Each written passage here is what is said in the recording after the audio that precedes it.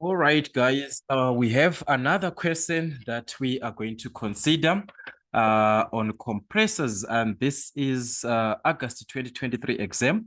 So we want to check how we are supposed to attempt this typical question that we are given.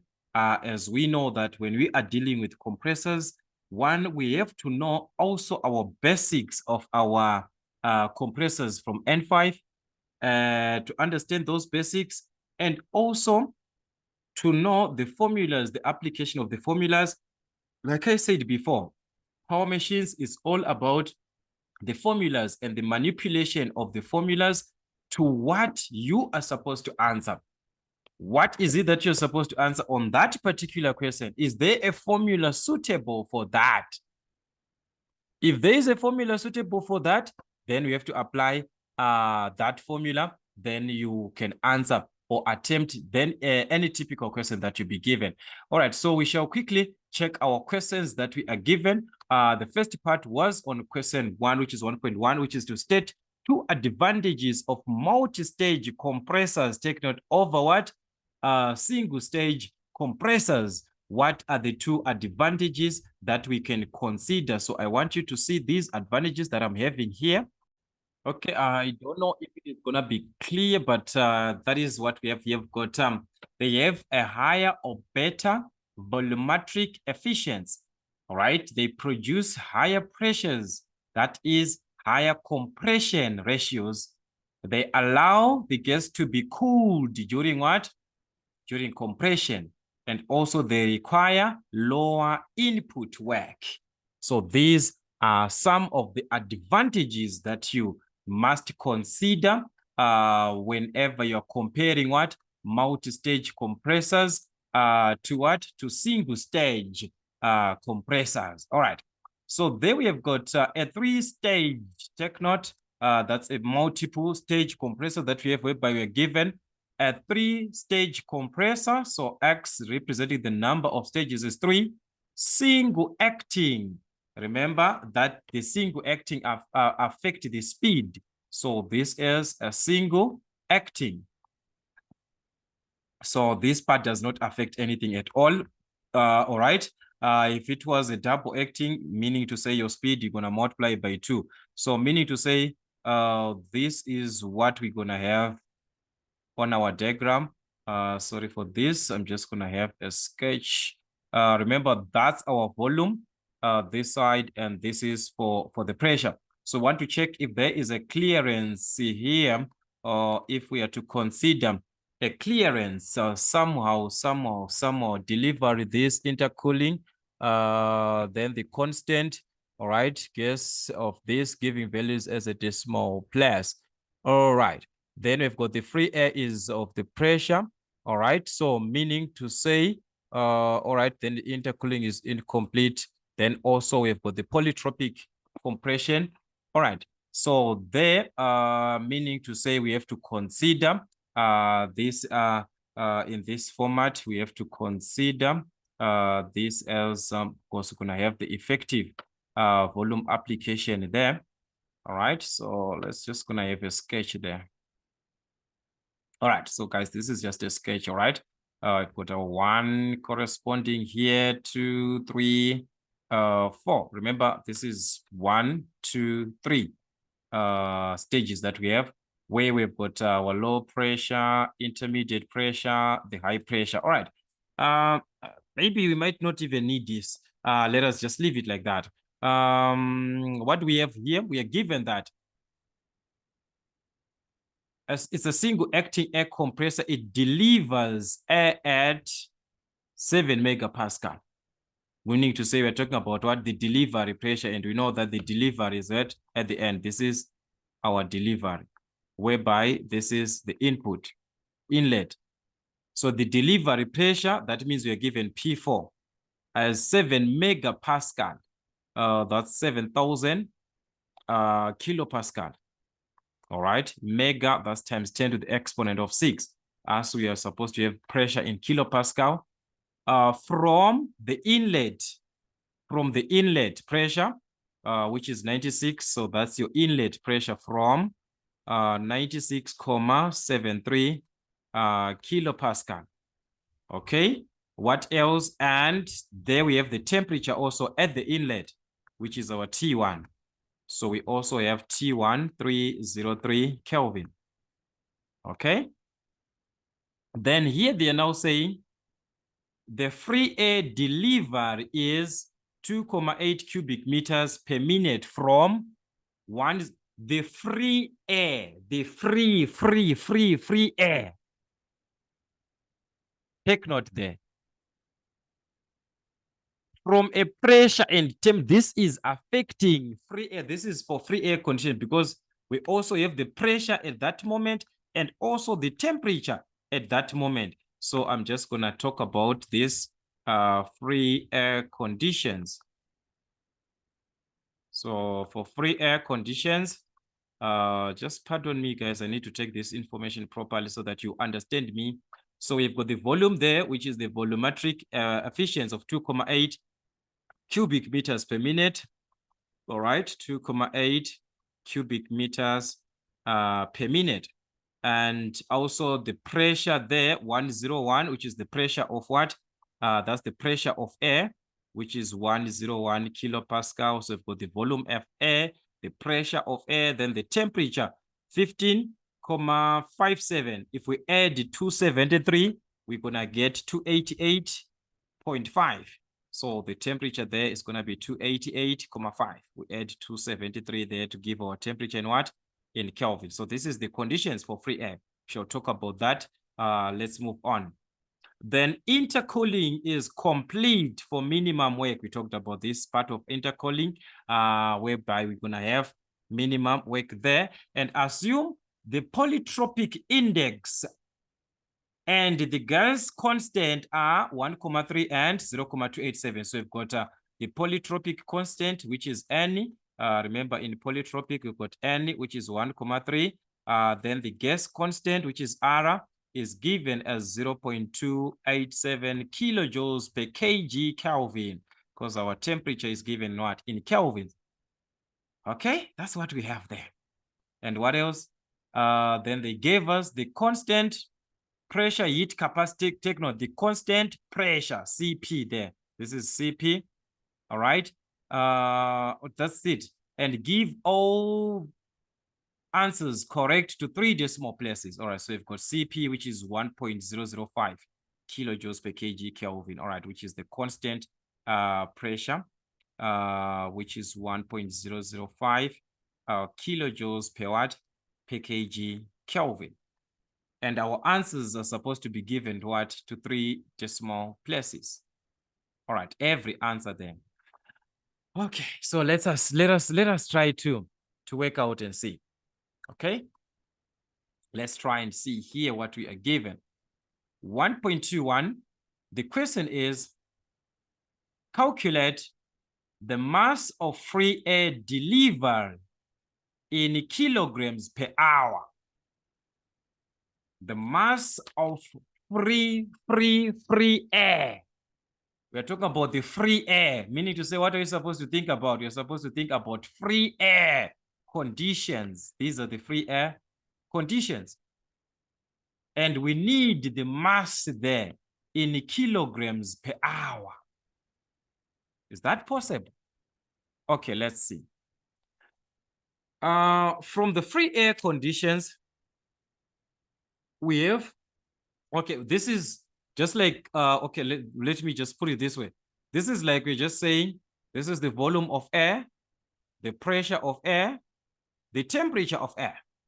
So remember, from our PV is equal to MRT, we can calculate whatever that we want. The mass can be calculated, meaning to say, we've got the P of air, volume of air, the temperature of air, and this will be the mass of air. Isn't it, guys? That's what we know. So we can divide by RTA here, divide by RTA, this will cancel. So that means the mass of air, of free air, is going to be pressure, the pressure of air, the volume of, which is, take note, the volume there is 2.8 what? Cubic meters per minute. That's per minute. Per what? Per minute. So what does it mean? It means if we are to use this, remember, this is the formula to calculate the mass.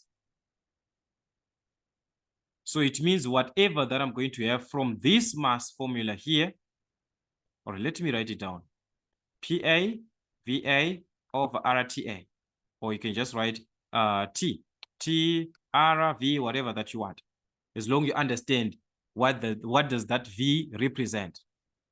Now, this is what I'm trying to say here. If we are to use this volume, because we know that this is mass that we are supposed to have, and the mass is just supposed to be what? Kilograms. Mass is just supposed to be kilograms.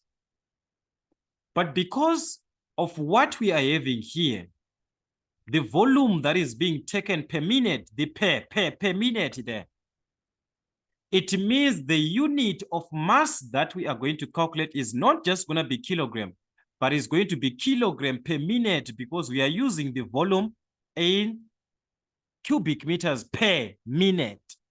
So the mass also is going to be kilograms per minute.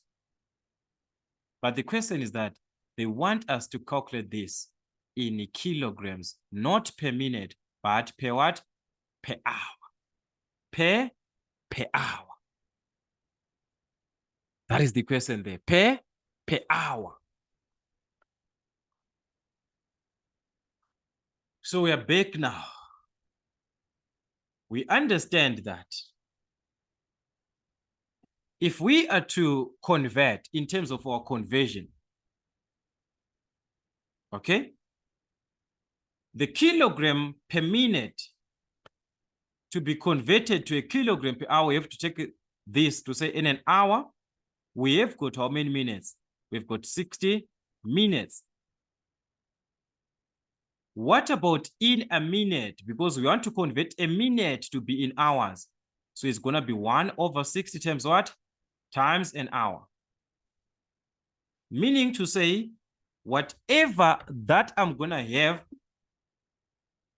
in terms of the volume that I'm having here, in terms of what?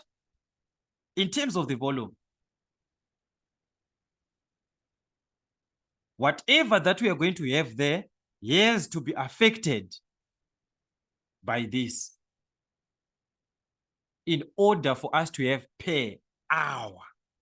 Per what? Per hour. The condition is that we are supposed to have per hour.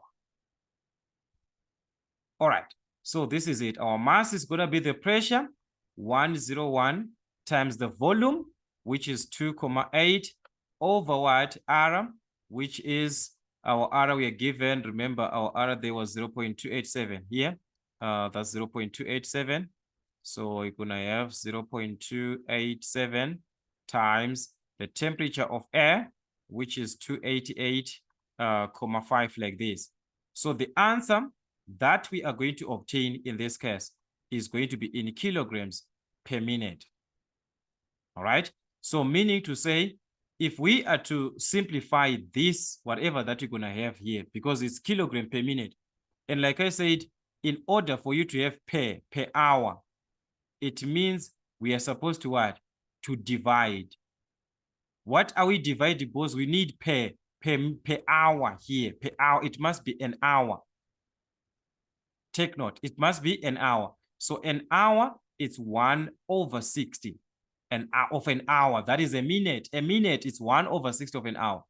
So it means it's going to be whatever value, maybe it's X there, whatever that you're going to get here, divided or multiplied to, all right, because we need our answer to be kilograms per hour. So it's going to be like this, guys, all right, because this is what we have. It's per. So it's going to be like this over this 1 over 60 like this, hours. It's going to be like this. These are kilograms on top. Then per minute means over a minute. But a minute is what? It's 1 over 60 of an hour. So what does this part tell you? It tells us this is the inverse. All right. If I write a number over a fraction, it simply means the inverse of that number, 60 over 1.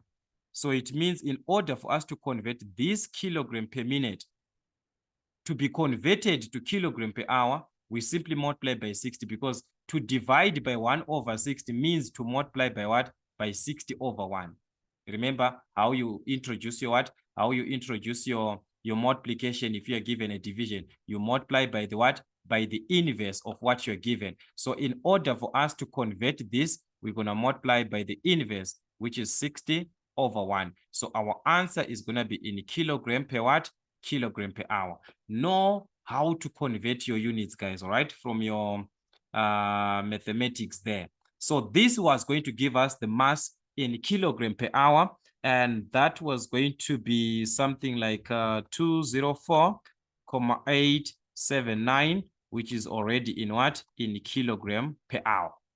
If you were to change this, maybe you want to convert, maybe you want to calculate as it was per minute, you are going to get something like this. The mass is 3, that will be 4146, something like that. Kilogram per what? Per minute. Like I said, per minute means over a minute. So it's like this, 3,1446, like this. Kilogram over 1 minute. That is what it means. Over one what? Over 1 minute. So what you do is that you convert this minute to an hour. And you said a minute to an hour can be written as what?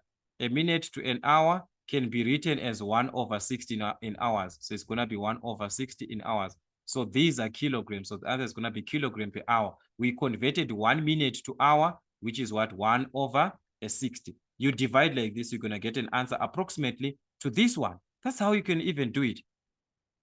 All right, so the conversion of units is in your understanding. How do you understand your question?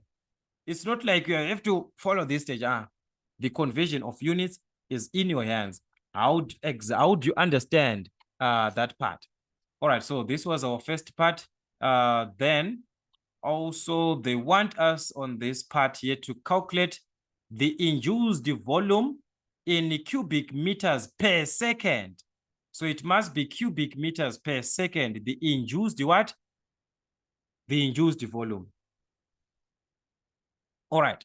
I talked about this part of the induced volume in our previous case, in another class where we had the induced. They asked you to calculate the induced volume and also the cylinder volume. They can ask you about that.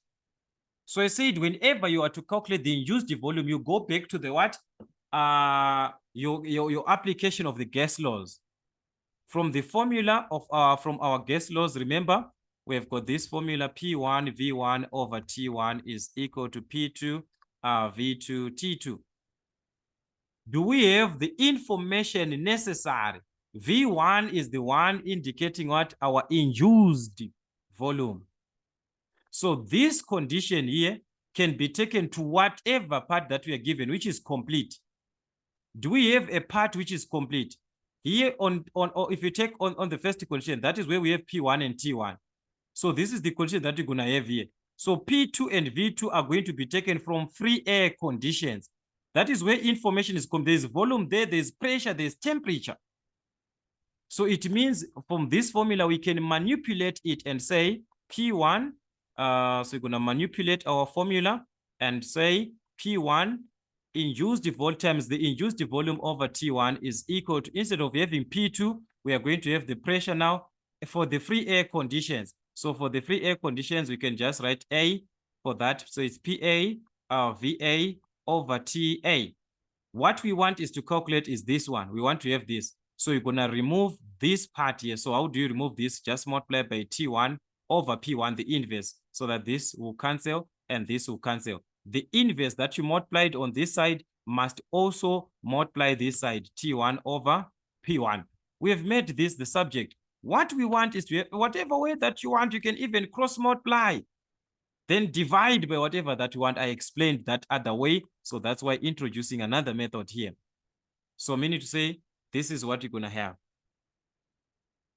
This is what we are going to have. So this part is from where? The condition of free air, from the atmospheric conditions that you're given for free air conditions. And if you are to take note, they want us to calculate this induced in EMF in cubic meters, take note, per second. So this must be calculated in what? in cubic meters per second. Remember that. All right, so let us substitute because we've got everything here. The pressure here of air, we are given the pressure 101, and also the volume 2,8, which is in cubic meters per minute, the temperature, and so on. So let us start with this first part, which is the pressure. The pressure, which is what? 101. So it's going to be 101 times. Take note here, because our answer is needed in cubic meters per second. So we can even convert our calculations from here. This volume is cubic meters per minute. How do you convert per second? Remember, a minute is 60 seconds. So in place of 1 minute, we've got what? 60 seconds. So it's going to be 2,3 over 60. So this would be 2,3 over 60. That means our volume is now in cubic meters per second. So meaning to say the induced volume also is going to be in cubic meters per what? Per second. All right. So this is over the temperature that we have there for that air. Remember, that was 288,57, 288,57 times T1 over P1. These are the initial conditions that we are given here. Remember, we've got P1 and we also have T1.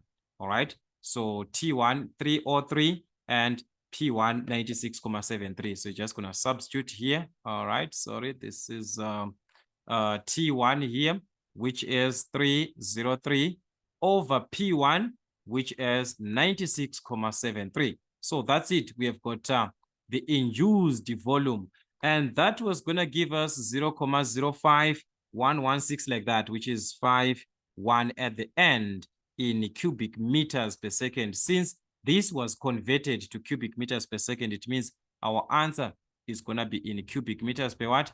Per second. So that was the idea of the question there. That's the induced what? The induced EMF. I mean, the induced volume, not EMF, but the volume, guys, all right?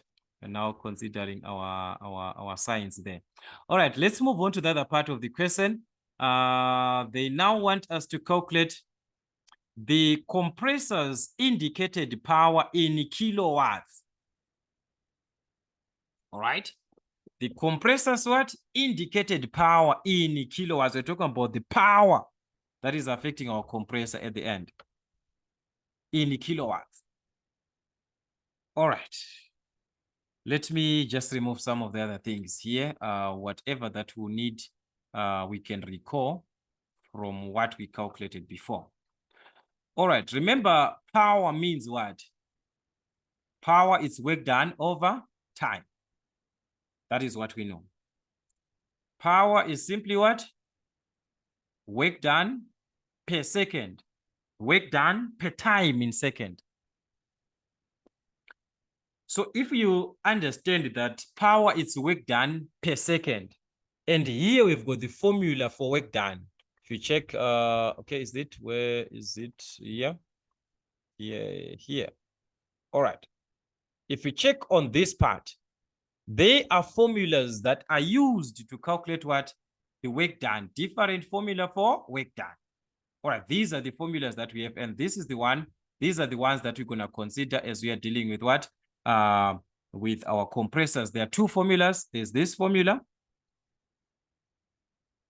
All right. There's also this formula for calculating of what? Of calculating of the work done. Okay, so the first formula, if we are to consider, that's XNP1 VE, meaning to say we must have the effective volume at the initial conditions, not for the atmospheric, but for the initial, and we do not have that. All right, but if we check this one, okay, let's consider this one. We've got the mass, we've got R in that case, which is the gas constant. All right, we also have the temperature T1. We also have the pressure ratio. Remember the pressure ratio. So I think this is the best formula. Let us consider that one. The first one, we are limited because of VE. For the initial conditions here, we've got P1 and T1, but we do not have VE. This is for air, for free air, not for P1 and V1. All right. So meaning to say from that formula that we saw, it is stating that the last one is work done is equivalent to xn over n minus 1 in times mRT1, all right, into the pressure ratio. So this is the pressure ratio to the exponent of n minus 1, n minus 1 like this, over n. So this is our work done. So what makes it to be work done is because the mass here is taken just as mass in what? In kilograms. So it gives us the work done in what?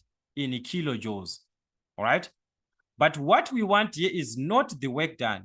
We need the power, which we said is work done per second. So for the work done to be work done per second, it means the mass here must be in what? Kilograms per second. If this mass is in kilograms per second, it means our work done is gonna be work done per second, which is kilojoules per what? Which is kilojoules per second. And if it is kilojoules per second, we now have what? Power, kilowatts. So that's the work done per second, which is equal to power. We simply use the same formula, but only that the mass here should be what? Kilograms per second. That is the that is the consideration there. The mass has to be in kilograms per second. If it is not in kilograms per second, therefore we are lying. Okay? So the question is, do we have the mass? Yes, the mass is there. If we consider, we calculate, but it was mass per hour. So we have to convert this to be mass per kilogram. Do we have R? Yes, we've got R here. Do we have T1? Yes, we've got T1. Do we have got the pressure ratio? We do not have the pressure ratio. N, we have got N here, but we do not have the pressure ratio. How do you calculate the pressure ratio? I talked about this from another question about these pressure ratios, that the pressure ratio also from our formula sheet. Let me just show you from the formula sheet, guys, so that you also know how to apply and use your formula sheet. I hope it's here. All right. This is our pressure ratio. So this gives us what? The pressure ratio. Or we can use the idea that the pressure ratio is equal to the output over what? The output over the input. But we do not have any condition that has got output and input. We are just given P1. That is what we have. We do not, the output input, it's P2, P1. If you are given P2 and P1, P3 and P2, P4 and P3, that is the output input condition. Each cylinder is, not to say you take cylinder of one to another cylinder. Each cylinder, so we do not have that. So this formula is limited. So we're going to use that one that we are given from our formula sheet that they said RPS, which is the pressure ratio is equal to the X root. So this is the X root of what? Px plus 1 over P1. So the Px plus 1 represents what? X plus 1. The number of stages 3. So 3 plus 1 is what? It's 4. So it means we're going to have X, remember, is 3. So it's the cube root of P4. X plus 1, 3 plus 1, it's P4 over P1. So that will give us our RPS, which is the cube root of what? P4. We have got P4, which is 7,000. So that's 7,000 kilopascal over P1, which is 96.73 kilopascal. This whole part is under the square root. So that was going to give us the pressure ratio, which was going to be something like 4,167 to 3 decimal places. With our pressure ratio that we determined now, we can determine the power, because what was limiting us here is what? Is the pressure ratio. So it means our power, like I said, it's work done per second. So it's gonna be X, the stages, Xn. Our main stages, do we have X? X, we said it's what? 3. So this is 3 times N. N is 1,3. So this is 3 times 1,3 over N minus 1. That's 1,3 minus 1 times the mass. This is where the tricky part of the question is. Because you'll be wondering, why are we using the formula for work done to calculate power? Because work done per second, it's power. That's why I said the mass has to be kilograms per second. So we have to convert this. Remember, in an hour, we've got how many seconds? 3,600 seconds. So meaning to say this is going to be 204.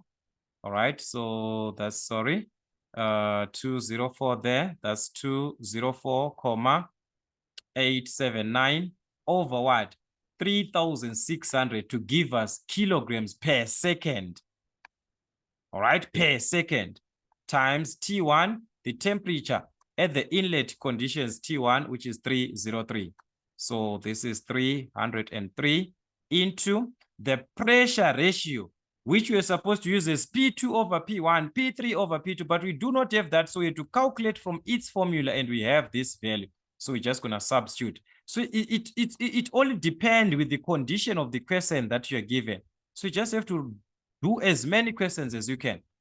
To the exponent of n minus 1 over n, our n is 1,3, so that's 1,3 minus 1 over 1,3 minus 1. So this, because the mass here is given in kilograms per second, it means we are going to obtain our answer in kilojoules per second. What does it mean if our answer is in kilojoules per second? That's the equivalent of kilowatt. 1 kilowatt is equal to 1 kilojoule per second. So that's the power. In that case, was going to give us 25,096 kilojoules per second, which is what? Which is kilowatts, like I explained. Actually, we can use the other formula in this case because we had VE. Guys, I was saying we do not have VE, but we have got VE here. So you can also use that other formula because remember we had a VE. You can use that other formula with the VE that you're given. You are supposed to obtain the same answer. All right. Anyways, let us check this other part. Then now they want us to calculate the heat extracted by the intercoolers. All right. So the heat extracted by the intercoolers in kilojoules per second.